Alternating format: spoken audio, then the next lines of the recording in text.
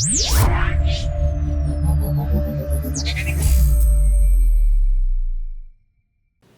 To D6. This is professor Vinod Kumar. Kavitha centre point అయింది తెలంగాణ రాజకీయాలకి. నిజంగా ఒక బాంబు లాంటి వార్త పేల్చేసింది. హరీష్ రావు, ఇవాళ శ్రవణ్ రావు ఫోన్ టాపిక్ బాధ్యులు వాళ్ళే. హరీష్ రావు, సంతోష్, శ్రవణ్ రావులే బాధ్యులు. క్లారిటీకి వచ్చేసింది. అంటే ఎవరు బాధ్యులు? ఫోన్ ట్యాపింగ్ అంటే ముగ్గురు బాధ్యులు అనే దాన్ని క్లియరిటీ ఇచ్చేసింది. అలాగే కాళేశ్వరం దొంగలు ఎవరంటే హరీష్ రావు, సంతోష్ రావు ఇద్దరు.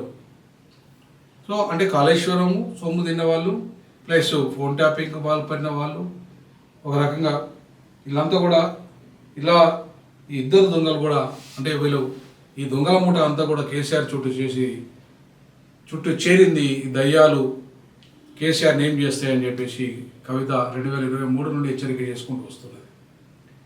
తాను పాపం ఒక స్త్రీగా, ఒక మహిళగా ఆమెకు అనేక రకాల అవమానాలు జరిగినప్పటికీ, జైలు జీవితం అనుభవించినప్పటికీ తన కుటుంబాన్ని, తన పార్టీని, ముఖ్యంగా తన నాన్నను, తన అన్నను కూడా కాపాడుకునే ప్రయత్నం ఆమె చేసినట్టుగా మనకు ఈ ఎపిసోడ్ ద్వారా, కవిత ఎపిసోడ్ ద్వారా మనకు అర్థమవుతుంది. సరే, పార్టీ ఆమెను సస్పెండ్ చేసినప్పటికంటే ఆమెను ప్రాథమిక సభ్యత్వానికి ఆమె రాజీనామా చేసి ఆమెను బహిష్కరించినప్పటికీ, అంతేకాకుండా ఆమె సభ్యత్వానికి రాజీనామా చేసి ఎమ్మెల్సీ పదవికి రాజీనామా చేసినప్పటికీ ఆమె ఇక్కడ కూడా అదరడం లేదు, బెదరడం లేదు. కానీ తన నాన్నని, తన అన్నయ్యని ఇవాళ ఈ రకంగా బదనాం చేయడం, వీళ్ళంతా వాళ్ళ దోషులుగా తేల్చడానికి ప్రధాన కారకులు హరీష్ రావు మరియు సంతోష్ రావు, అంతేకాకుండా మిగతా శ్రవణ్ రావు, వీళ్ళంతా కూడా బాధ్యులే.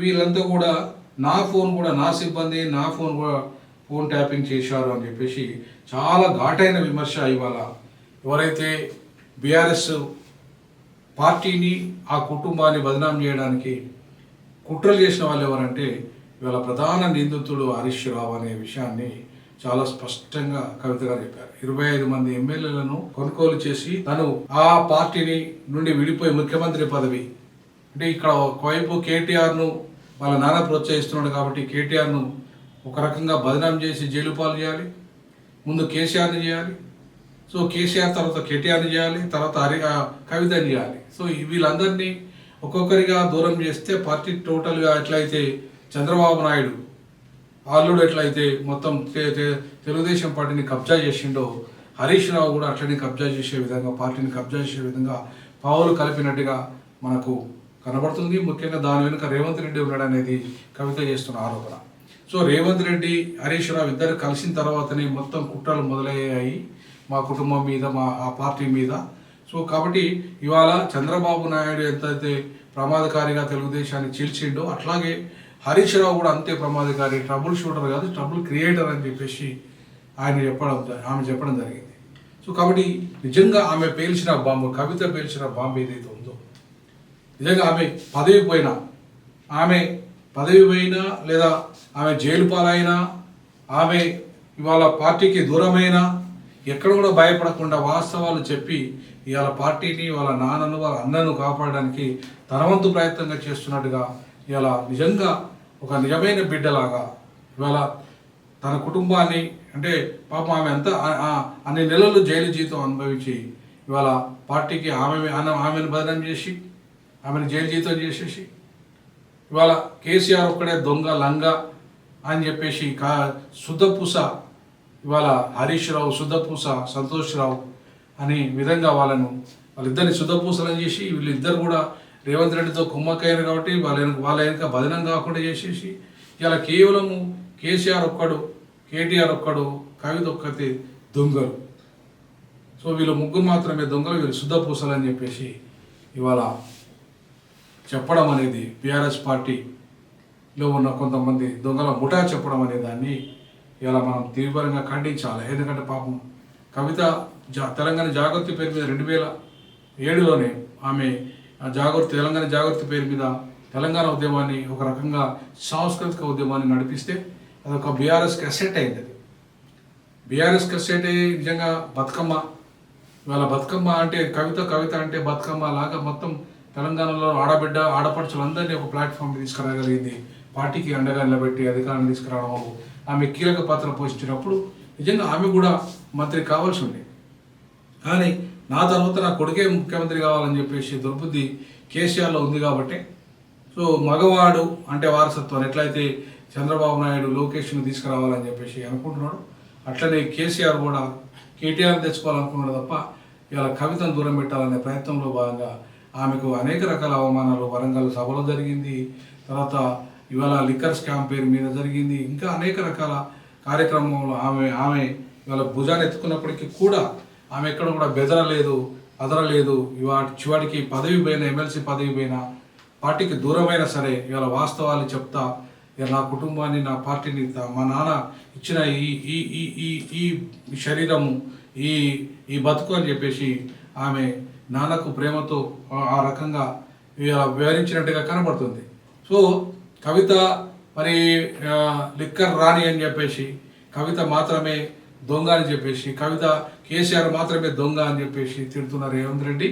ఇలా కేసీఆర్ను, కేటీఆర్ను, కవితను మాత్రమే టార్గెట్ చేస్తూ ఇవాళ హరీష్ రావు శుద్ధపూస, సంతోష్ రావు శుద్ధపూస, మిగతా వాళ్ళంతా శుద్ధపూసలు, ఇంకా మిగతా మంత్రులంతా శుద్ధపూసలు, మిగతా వాళ్ళంతా శుద్ధపూసలు, వీళ్ళు మాత్రమే దొంగలు అనేటట్టుగా ఇలా వక్రీకరించే చరిత్రను, వక్రీకరించే విధానము, కమిషన్స్ కూడా వాళ్ళని మాత్రమే పాయింట్అవుట్ చేసేసి ఇవాళ వాళ్ళని మాత్రమే ఉద్యమాన్ని చేసి తెలంగాణ రాష్ట్రాన్ని సాధించిన చరిత్ర వాళ్ళకు ఉంది.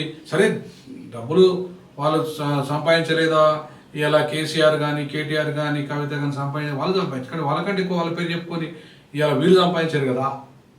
మరి వీళ్ళు ఇవాళ 750 కోట్ల విల్ల స్థాయికి ఇవాళ ఎదిగిందంటే ఆ విల్ల అట్లాంటి విల్లలలో ఉంటాడంటే చెప్పులు గతిలేని హరీష్ రావు, చెప్పులు గతిలేని హరీష్ రావుకు 750 కోట్ల విల్లాలు ఎక్కడికి వచ్చినాయి? శుద్ధ పూసెట్లయితాడు హరీష్ రావు, కేసీఆర్ మాత్రమే దొంగట్లయితాడు. హరీష్ రావు మళ్ళీ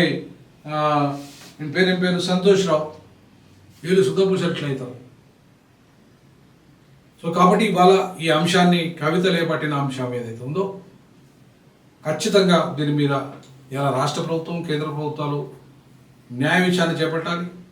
వీళ్ళిద్దరి మీద మొత్తం వీళ్ళ ఆస్తుల మీద, అటు హరీష్ రావు ఆస్తులు, ఇటు సంతోష్ రావు ఆస్తుల మీద, వాళ్ళ మీద అట్లా వాళ్ళు సంపాదించింది ఎట్లా సంపాదించారో ఏం కథ అనేది ఇలా సిబిఐ ఎంక్వైరీ జరగాల, సిఐడి ఎంక్వైరీ జరగాల, సో అట్లాగే ఏసీబీ ఎంక్వైరీ జరగాల. వాళ్ళకు వచ్చిన ఆస్తుల మీద పూర్తి స్థాయిలో విచారణ చేపట్టాలి. చేపట్టేసి వాళ్ళ కేసీఆర్, కేటీఆర్, కవిత మీద మీరు ఎట్లయితే కక్ష తెచ్చుకుంటున్నారో అటు బీజేపీ, ఇటు కాంగ్రెస్, మరి వీళ్ళ మీద ఎందుకు మీరు చర్యలు తీసుకోవడం లేదు? వాళ్ళు ఎట్లా శుద్ధపూసలైనరు? కేసీఆర్ ఒక్కడే నేరస్తుడై కేసీఆర్ ఒక్కడే నేరస్తుడైతే వీళ్ళు శుద్ధపూసలా? లేదంటే కేసీఆర్, కేటీఆర్, కవిత నేరస్తులైతే వీళ్ళు శుద్ధపూసలా? సో కాబట్టి ఈ అంశం మీద తేలాల్సిన అవసరం ఉంది. ఖచ్చితంగా కవిత వేల్చిన బాంబు ఇవాళ మొత్తం తెలంగాణ రాష్ట్ర రాజకీయాల్లో పెను సంచలనంగా చెప్పుకోవాలి. ముఖ్యంగా బీఆర్ఎస్లో అది పెద్ద బాంబు లాంటి వార్త కాబట్టి ఇవాళ ఆ చర్చ జరగాల్సిన అవసరం ఉంది.